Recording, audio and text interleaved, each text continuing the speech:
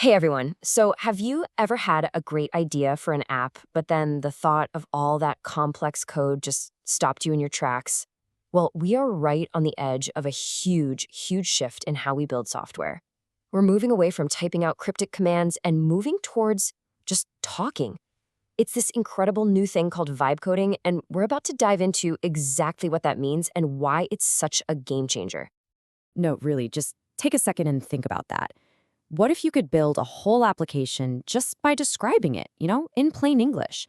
No more stressing about missing semicolons or forgetting some obscure piece of syntax. You just describe the vibe of what you're imagining and poof, it starts to exist. It sounds like something straight out of a sci-fi movie, right? But believe it or not, this is happening right now. Okay, so let's get into it. You've probably seen this term vibe coding popping up online. So what is it, really?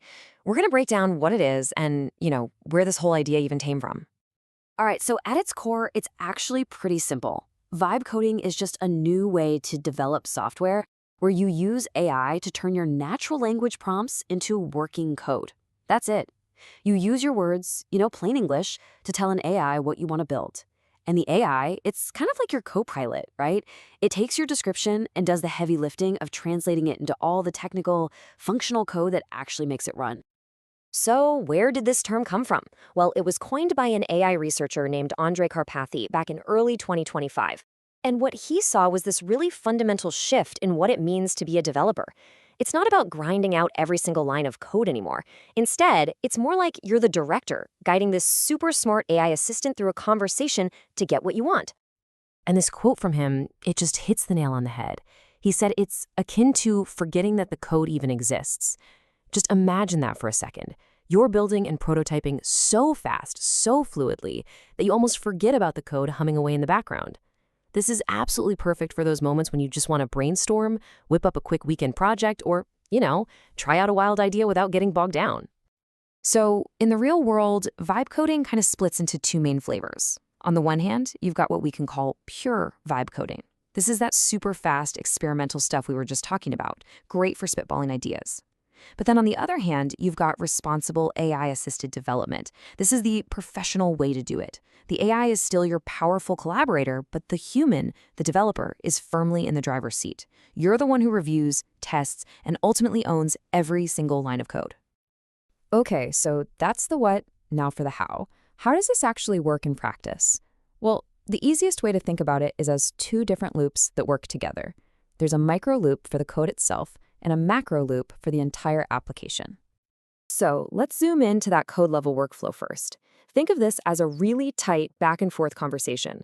You start with a simple goal. You might say, hey, write me a function that can read a CSV file. The AI spits out the code. You run it, see what happens. Maybe it works, but you think, it could be better. So you give feedback, just like you're talking to a person.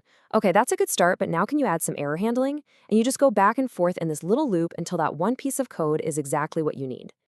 All right, now let's zoom way out to the application lifecycle. This is the big picture. You start with your grand vision. You describe the entire app you've been dreaming of. And the AI, it generates the whole shebang, the user interface, the backend logic, all of it. From there, it's all about refinement.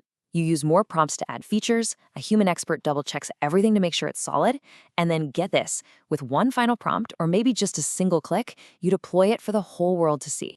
Now, to really get why this is such a big deal, I think it helps to put it side by side with traditional coding, because the difference really comes down to a fundamental shift in where you're putting your mental energy.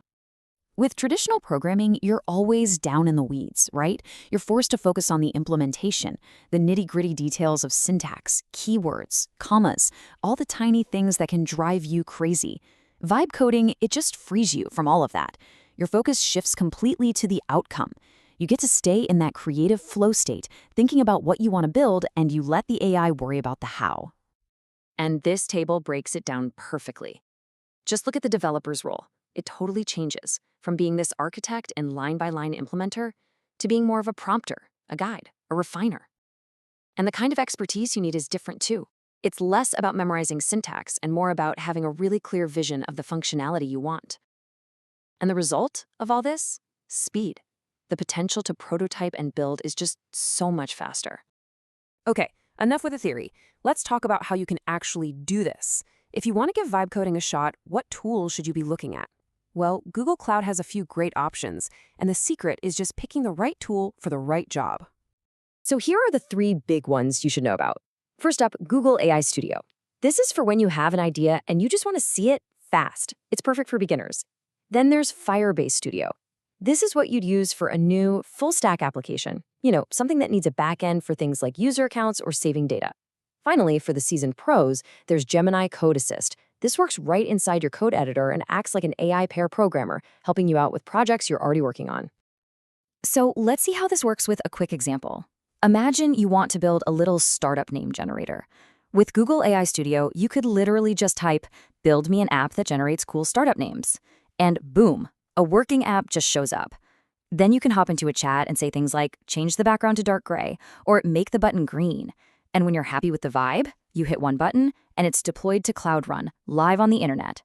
It is seriously that easy.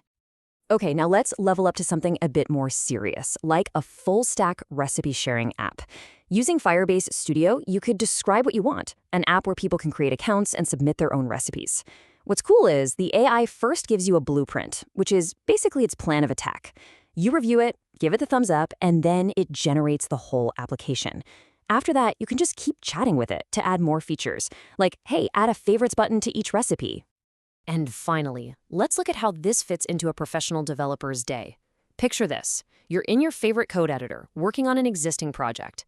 You can just ask Gemini Code Assist to generate a new Python function to read a CSV. Then, you can just highlight that code and ask it to add error handling. And to wrap it all up, you can tell it, now generate the unit test for this function. It just automates all that tedious, time-consuming stuff so you can focus on the bigger, more interesting problems. So as we start to wrap this up, I hope it's becoming clear that we're not just talking about another new coding technique.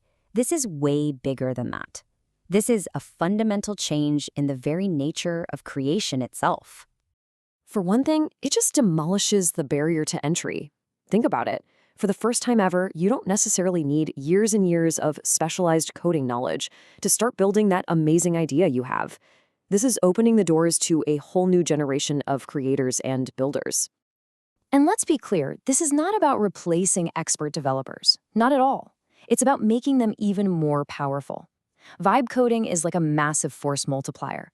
It takes care of all the boring, repetitive code, freeing up experienced developers to work faster, and more importantly, to focus their brainpower on solving the really tough, complex challenges. And really, if there's one thing to take away from all this, it's this.